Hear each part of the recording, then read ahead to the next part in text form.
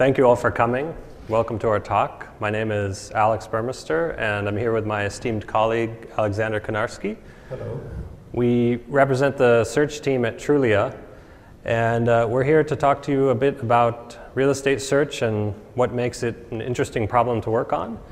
And we're not really going to go through much of the website itself, but I encourage you all to check it out. It's a very handy resource to have if you're hunting for a home, looking for a rental, looking for investment property, that sort of thing. I know that we are the talk right before lunch, so if you find yourself nodding off or dying of hunger, we brought some granola bars. Feel free to break into them if you need to. And if you are compulsively checking email and Facebook, we'll hand out Ritalin during the talk. So anyways, let me get started here. So about Trulia a little bit. The company was formed in 2005. Our founders, Pete and Sami, met at Stanford Business School, and they both wanted to start a company, and they wanted to tackle a large problem. And so they kind of investigated what was out there that were large problems. And eventually they settled on real estate because anyone who has gone through either the house hunting process or the looking for a rental process knows that it can be very challenging, and feeling like you have found enough information to make a decision can be very challenging, because you always know there's more information out there and there's usually more places to look than you could possibly ever have time to do so. Anyways, we are currently based in downtown San Francisco. We are a technology company at heart. We're focused on the real estate search problem, but we do a lot of technology around that.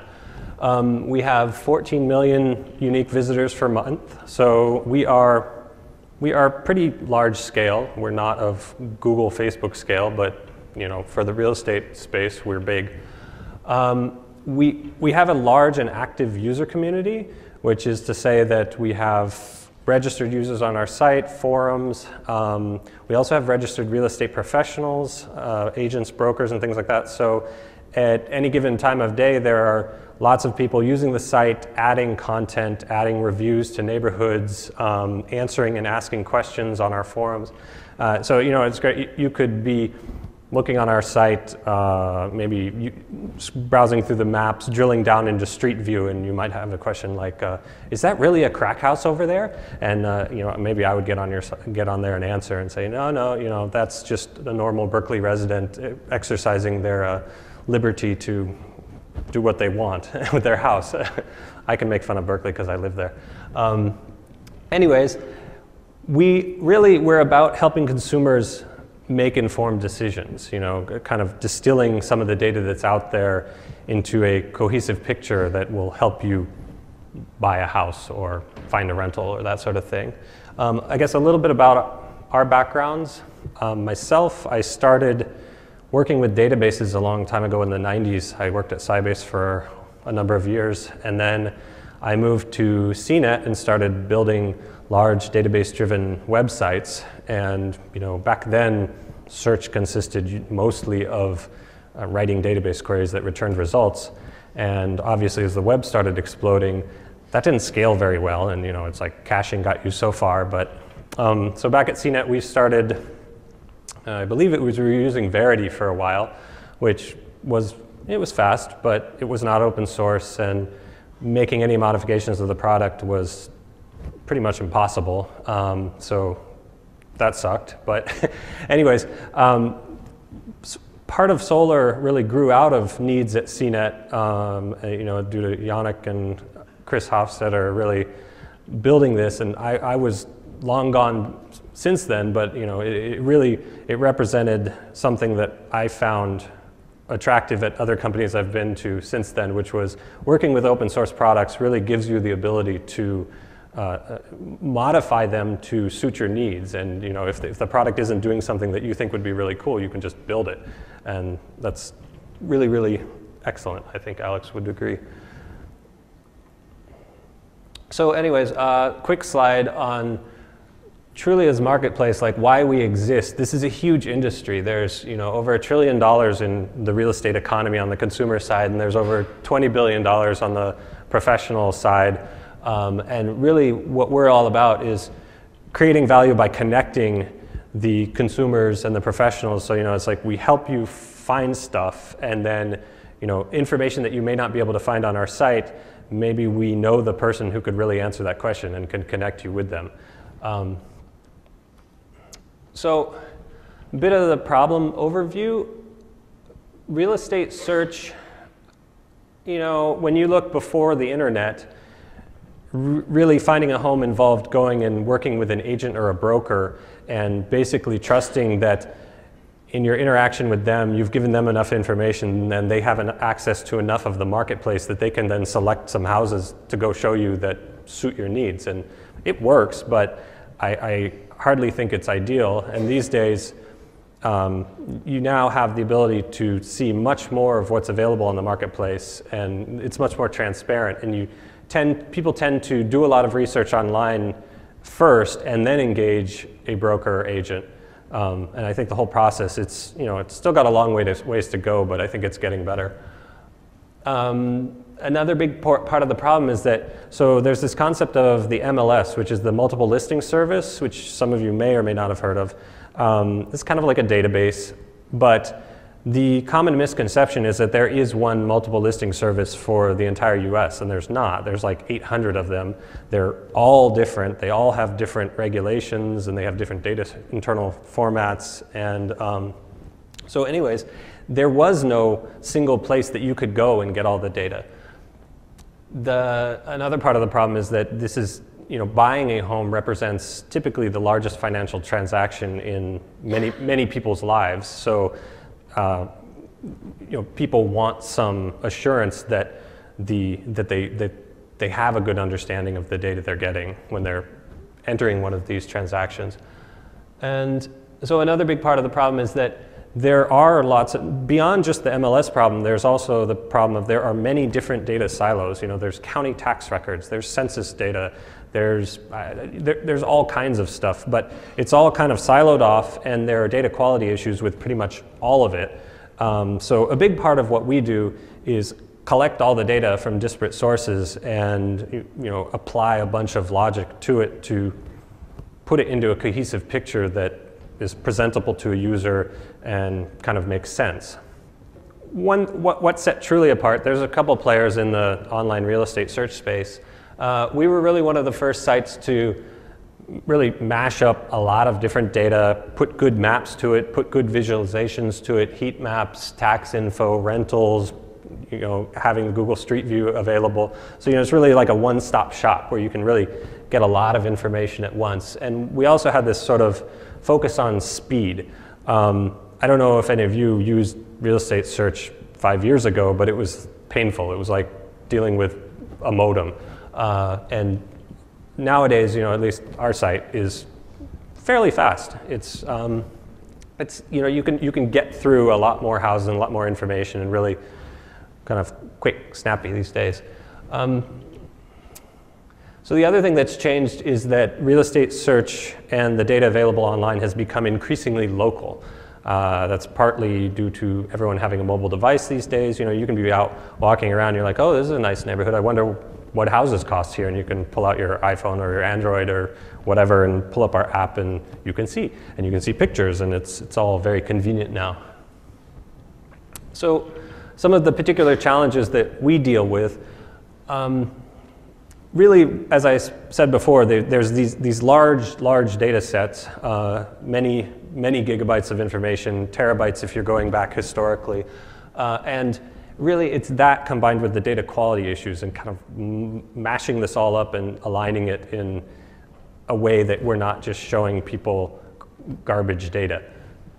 So, and delivering, the data that is most useful to the right people, because there are many types of real estate hunters. There's, us consumers, there's big time investors, lots of different market segments. So there's tons of room for personalization. And huge problem is scaling for growth. We are nationwide, and we are a small company, and pretty much every single month since we launched in 2005, our traffic has been up and to the right on the graphs. So, it just keeps growing, and we're very pragmatic. We don't have time to spend a year re-architecting everything and launching a new thing. So every 3 months or so, some system that we built that's working pretty well starts to work not as well, and we go and we address the issue. But behind that, there's the website itself, there's the search aspect of it, there's the processing all that data. There's a lot of room for efficiency and computation improvement. Anyways, a little bit about how it started. Back in the beginning, it was a more traditional kind of database-driven website, as many websites are, and that took us so far. You can get by with modern hardware and a SQL database and some good caching, you can get really far. But anyways, you do get to a point eventually where the speed of search results and things like that just, you need something else. And really we had, you start getting multiple MySQL databases replicating to each other, and it turned into a big sort of Rube Goldberg machine mess. But about back in 2007, we really transitioned into leveraging Solr, which ever since then has been the kind of central search product used by Trulia, and it's really worked out quite well for us. And so I'm going to hand it over to Alexander now, and he's going to really dig into why exactly are we using Solr and what interesting things we've done with it. Hold on one sec. Hello. Okay, so my name is Alexander Kanarsky again, and prior to joining Trulia, I was working for Autonomy in the area of compliance search. I was quite new to Solr when I came in and started my job at Trulia, but I can just tell that how amazing is this thing. And for most of you, probably there is no additional arguments need to to adapt Solr and start using it, or maybe using it already on in your business. But compared to what was Trulia before Solr, I would say that the choice was kind of natural and very good. First of all, definitely there is a lot of attribute search in real estate search. So you're searching for attributes like a price or square footage or number of rooms, and Solr can do this amazingly fast. The second one, Trulia built and supports very good user community. There is a lot of the activity like postings, discussions published on our site every day. And to search for this, you will need a good full text search engine. And Solr does this, again, amazingly good. From point of view of how you handle the data faceting also, yeah, I didn't mention that we use it extensively. Solr handles non-uniform data very well. In some sense, it's really no SQL storage. And we have a very diverse type of documents we index, very diverse, say, listings with a different quality of data. And some of them, they have certain attributes, some of them they do not have. And just to handle it with a database, it would be very painful. Solr just allows you to index them uniformly and just search them very easily. Also, it has a very simple and uniform API. Basically, you deal with, say, XML and HTTP, and it allows you to index and retrieve the data, index search and retrieve data using different languages, different applications. So this was a kind of also decided point for Trulia. Then Solr scales very well. I know that Lucene scales very well, and Solr just does the same. So, of course, at the moment when Trulia adopted Solr, there were no such a uniform or standard solution like proposed Solr Cloud, for example, which is currently the part of Solr 4. So Trulia built its own management system for managing distributed index and distributed query, and I will be talking about this a little bit later. But utilizing some additional things like a Hadoop indexing, using distributed queries, replication, built-in Solr replication, we will be able to scale very well. Also, it's a very interesting point that you can actually use Solr as a data store. In some sense, it could be abuse of Solr, but just put in your content and make it stored in stored fields, you can retrieve them very fast. And of course, there is a pro and contra for this solution, but if you have a large set of relatively small documents and you will need to display the content of these documents almost immediately after the search result, then you may want to consider storing them, because Solr does this lookup and retrieval of stored content very efficiently. And also, we integrated with some geospatial things, and I will be talking about this. And as well, Solr allows you to add some additional things like a field collapsing patch, retrieval of data, which we use extensively for our community search. And also, Solr have very good user community and developers community. So if you just wanted to develop something in addition to base Solr functionality, you can really easily do this, and you will always find a support within the Solr community.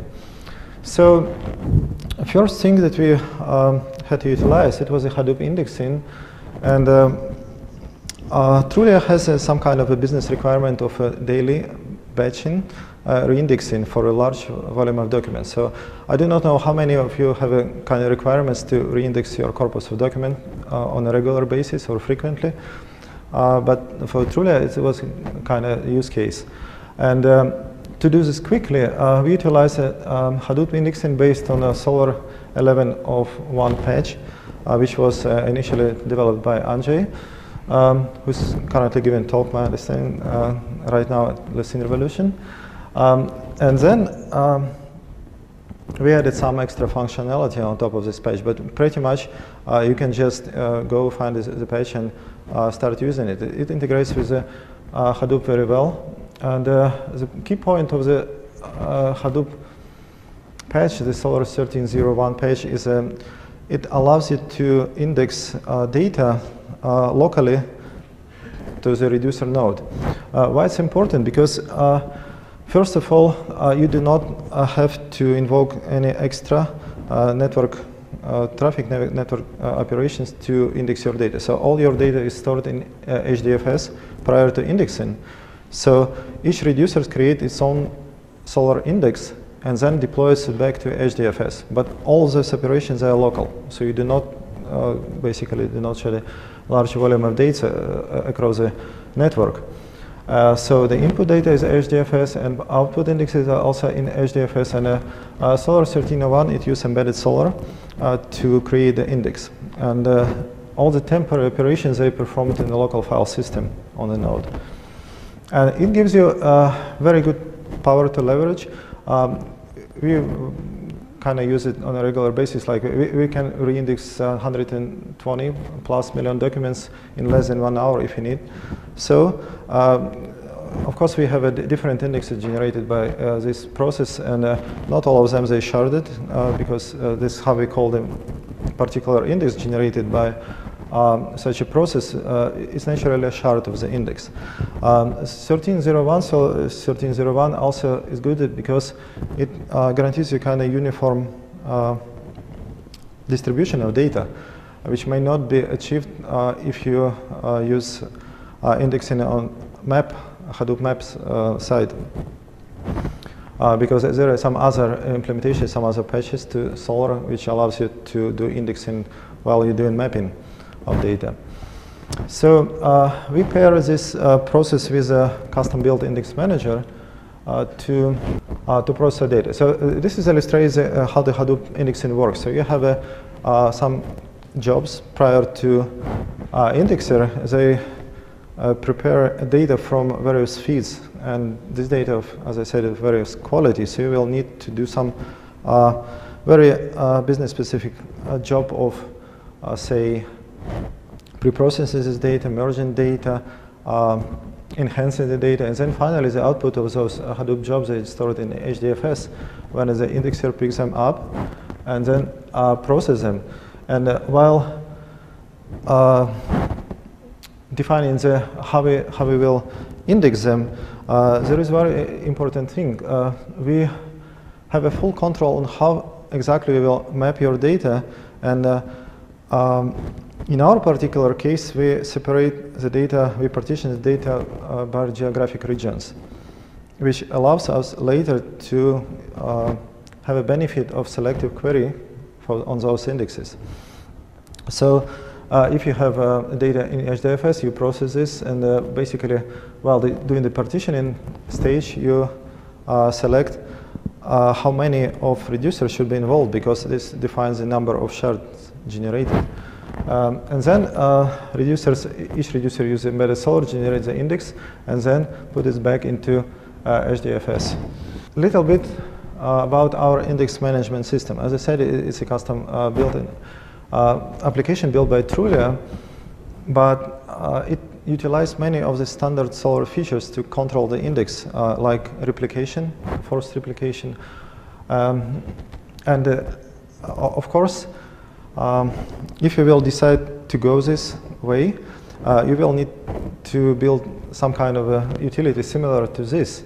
Or otherwise, you could just wait until the Solr cloud will be available. And Solr cloud pretty much solves the same problem of distribution, the indexes, load balancing, distributing indexes across the cloud, fault tolerance, redundancy, and all the things. But it's in fact not very difficult to implement such kind of utility yourself if you need so. Index manager, it controls load balancing because we use an external load balancer. For Solr cloud, one of the goals was not to use external load balancing, because the Solr cloud, in theory, it should just take care of managing hotspots and redistribute the shards, manage the shard size, manage the cloud size automatically. We do not have this, and at the moment when the thing was created, of course, there was no mention of Solr cloud. So we built it, and one of the important functionality of such a manager should be control load balancing, and it's also need to provide some mechanism of replicating the index. So what we basically do, we replicate it by using forced replication request, because for Solr slave, it's always possible just to tell, could you please take the index from this master, and you can control the process of replication by externally invoking this request. So instead of just setting slaves to replicate from master, say every 5 minutes or every 10 minutes, or when the index on master got committed, or optimized, you can basically just control this process depending on some external factors. And here, this is a diagram. It illustrates how the index manager deals with both HDFS, the master server, and a set of slaves. So index manager pulls the data from HDFS, and the Solr 1301, it has a reference to the code which actually allows you to pull the data from HDFS and put it onto Solr index, if you'd like to utilize it. And then, after it's done, this index manager is also managed to propagate the shards on one or more search servers. And it also deals with the caching and load balancing layer, because as long as you use external load balancer or cache or combination of them, you will have to invalidate the data in a cache layer, and you will need to manage the load balancing depending on the result of your indexing. So also, in addition to this, we implemented what they call the direct indexer, which handles all the data updates between the batches, because batches, they deal with the reindexing of large volume of data, but in between of those the data batches indexes, you will have to handle all the updates. And updates, it could be in forms of patches or updates to the listing pictures in our case, or it could be, say, price change or whatever. And direct indexing handles this, and it updates the indexer in the same manner. It deals with the index manager, and index manager then propagates the changes to slave. So we run it on a regular basis, on timer pretty much. So in addition to the previous picture, you now have a direct indexer, and direct indexer just fetches data aggregates this, and it only deals with a certain type of documents, because you know the whole use case for the batch processing is because you have a large number of documents, and sometimes you just cannot do incremental updates because the result of indexing, it depends on all of those documents. So basically, some kind of merge logic, it doesn't allow you to do a lot of incremental updates. But for some kind of documents, it's possible to deploy them and make available for search as soon as you got those documents. So the direct indexing handles this use case. So it gets data from a data source, which could be a database, it could be some kind of feeds. And then it populates, it indexes the data to the master server, and then index manager, again, it deals with a replication by enforcing slaves to replicate from master, and then deals with the caching and a load balancer layer to invalidate the results of the previous queries for all the changed documents. So this distributed indexing and partitioning by, say, geographical location, it allows you to efficiently use a distributed query mechanism, because by default, Solr allows you to, I'm speaking about Solr 1.4, because of course, I mean, we've been dealing with the Solr 1.4 at the time, 1.3, 1.4, and whatever I'm telling is of course applicable to Solr 3.1, but it's not maybe applicable yet to Solr 4 because of Solr Cloud, which will probably change our own approach to how we deal with the data. But if you're using the Solr 3.1 or Solr 1.4, which is stable and proven, yeah, you may consider it doing similar things. So on each server, we have a query aggregator, which pretty much uses the same partitioning schema as an indexer. So when the query comes in, the query has some attributes that indicate the scope of this query in terms of geographical region. So the query aggregator takes care of this and propagates the query only to the part of the index, only to certain shards to do the search. And then it aggregates the results of the query. Pretty much, it's a typical sharded search, Solr sharded search, but enhance it with the geospatial data, geographical region information. So this is some stats on how we're doing in terms of the query time. This graph, it shows some distribution of the average aggregated query time from 6 a.m. to 12 p.m. And this range is pretty much just to show that we have a very stable query result time, despite the fact that we have some peaks during this time. We have many servers, many shards deployed on them.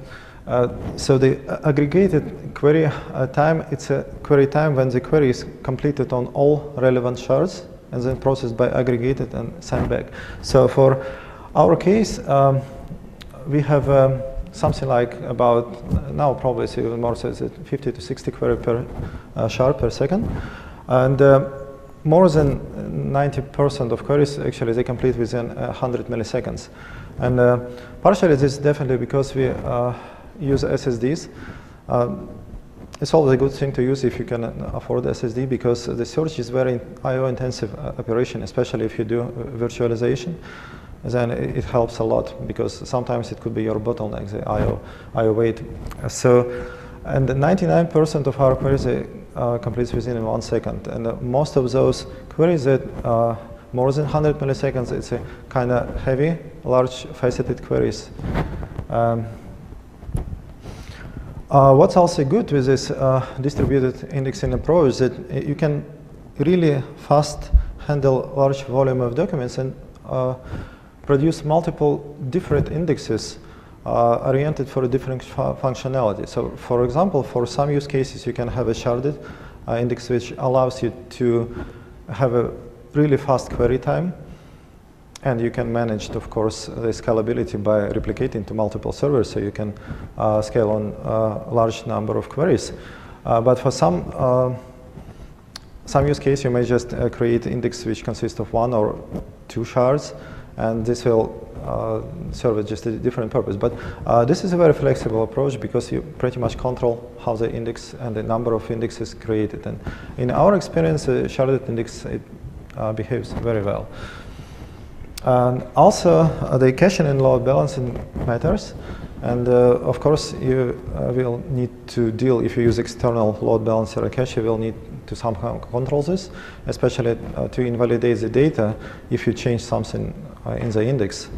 And that's a tricky part, of course. So another thing that we developed and used is a geospatial enhancement to Solr, because currently, if I'm talking about the Solr 3.1, finally there is some functionality which allows you to do more or less radius search and sorting by distance from a center of the circle. And if you were interested in this in geospatial functionality, there were multiple projects related to geospatial search. And the problem with this is that for the last 2 years there were multiple efforts to solve this problem, and none of them were actually adopted by Lucene and Solr community to the level when it would be satisfactory for everybody, for all. Mostly it's because people have really different requirements on geospatial search. Sometimes you just need a very basic geometry and you will need to search no more than, say, 5 million documents, and you have very coarse requirements about the location, and sometimes you will need to search in three-dimensional space with, say, hundreds of million documents, and sometimes you will need just to process documents that have a single point associated with this document, which is latitude, longitude, but sometimes you need the documents with multiple points, and sometimes you would like to index shapes like polygons or circles or something else, and then search by this. So there was no unified approach to this. So the geospatial search is very important for us because, you know, pretty much the whole idea about the real estate search is summarized as so-called the first rule of real estate search is location, location, location. And it's heavily location-oriented search. But there are many more other aspects of this. It's not just a geographical location. And of course, as the meaning of location assumes that it's a community, it's pretty much meaning what it would be to live there. And the tough problem, but very interesting and challenging, of course, is to deliver this kind of understanding, this feeling to the user who trying to find a house, the place to live. So geospatial search in Solr, it allows us to leverage multiple kind of data, starting from our listings data, which we get from various, say, agencies, plus, say, census data, which allows you to get very interesting statistics on neighborhoods, on many aspects of surroundings. Plus, it allows you to utilize the points of interest search, because sometimes it's very important for people to live near some particular points of interest. It allows us also to do very interesting stuff and generate a list of the comparable properties, again based on a geographical location, and do some stuff with the personalization. And let me just concentrate for now on geospatial search approaches, which was in Solr before, and basically what we added to this. 10 minutes? Okay, good. So just briefly, prior to when we start looking at this problem, there were multiple attempts to solve this problem of a geospatial search in Solr, and most of them they were addressing the very specific problems. And again, probably half of them they were just dealing with a radius search. Some of them, like the David Smiley approach, was dealing with documents can handle multiple points, index such documents and use geohashing techniques. But to summarize this, there is no one uniform approach, the Solr community for now, how to handle this.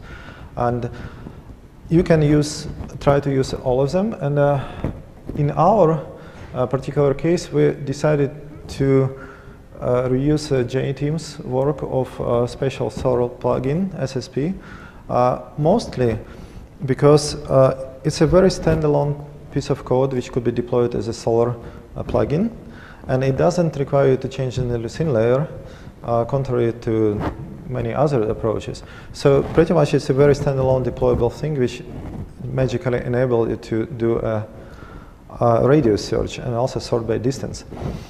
But for us it was good, but not enough. So basically what we did,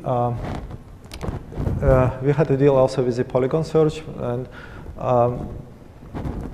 so once we adopted the SSP, we enhanced it with some functionality to do the polygon search and a polyline search, and we will demonstrate it right after the session a little bit on how it works on iPad, for example. So just to illustrate how it looks like, for users it's very convenient when you can just say select a particular area, and you say that you want, for example, to subscribe for the queries and get information relevant to this particular area or multiple areas. And for us, the use case is very simple. So given a polygon, you will need to find all the properties within this search area. So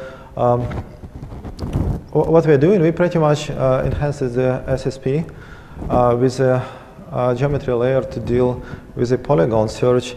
And for our use cases, again, we utilize just a planar geometry, but it's possible to factor in spherical geometry also if you need so. But the nature of our searches for most cases is very local. I mean, it's pretty much city level, street level. So for us, it doesn't additional benefits spherical geometry. So we use just a planar geometry, and it works very fast for us. So in addition to the radius search, we also use this polygon search, and you can do multiple things with the geospatial queries. So in addition to just say showing a list of the properties sorted by the distance from a center, you can wrap them as a filter query, and of course then you will have some restrictions on the areas. You may wrap them as a facet query, and you can facet by query. So in this case, you can, for example, show multiple different areas with a number of documents per this very fast. Then you can use it for visualization. It's a very interesting separate topic. Unfortunately, I have no time as for now, but just you can use the techniques for the compression of the polygon data, because you see, if you see the example of the query, you can just pass the polygon as a set of points, but it's kind of expensive to pass such a big string. So you may want to compress it somehow, and there are very interesting techniques on compression of the geospatial data in your queries, as well as, say, dealing with the various types of geometries. So for our case, as I said, the planar geometry is okay. For your cases, of course, it might be a different situation, but from our experience, those additions, they were able to allow us to do something which is really reshapes the user experience on the site, and it allows it to process large volumes of data and provide very local, very targeted experience for the people who are looking for real estate. So just wrapping up, we do reshaping the real estate search, and we do it with the right tools, and Solr definitely is the right tool for us. It scales well, it's very fast, it's very open. We are very happy with the way we integrate with the Hadoop. As long as we have a similar use case when you need to re-index a large volume of data frequently, then probably it will be a good fit for you as well. we were able to implement quite fast the geospatial enhancements, and we contributed back. So this code is available on a SourceForge. So I will provide the link if you're interested in this. And overall, our experience with Solr is very good. So there are some links for the patches I mentioned. The Hadoop Indexing patch, the Solr 13.01, is quite mature. So you can use it with the Hadoop 0.18 or Hadoop 20, and I tested it with the Hadoop 0.21 also. Why I mentioned it 18 and 20, because they use different MapReduce models. The special Solr plugin is available from a J-Team. It's an Amsterdam group, and they provide a commercial support for this. So if you need just to say a geospatial product with a commercial support, you can use it also. And the extension that we added to this is also on a SourceForge in form of kind of addition to special Solr plugin. So this is the contact information for Alex and me. If you'd like to contact us, please do. And this presentation will be available on the Lucene website. Now it's time for questions. Please. Please. You kind of answered the questions, or I could just try it, but if our use case has many small polygons that may be scattered around, the specific case is crimes that happen walking distance from elementary school, or crimes that happen within, on the property of any campus in a school district. Will your search let me have hundreds or maybe thousands of polygons and constrain things within that too in the search? You may have 100. Probably never deal with the thousands of polygons within a single query, but yes, yeah, 100 is okay. Even a large city school district. Oh wow, we gotta try that. Yeah. So we definitely wanted to show you some demo. Alex, maybe will show this. Or okay. So yeah, let me first demonstrate the. So again, it's not our GUI. It's just a Google Maps demo thing, but it allows us to, it's basically wired to our backend. So just to demo this, you know, you pretty much can create a freeform shape, and then it gives you a list of the points, list of the locations, and you can have a multiple of those, plus the radius search, of course. Like, for example, if you go here,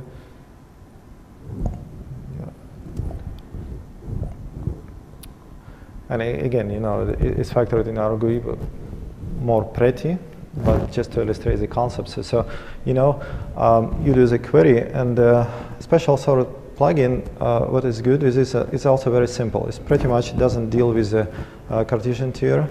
It allows you only to index latitude, longitude. You do not need any extra data. And when you need to do sorting things, you're basically doing this on the fly, and it's still very fast. And yeah, another thing is kind of the polylines also. Yes. Oops.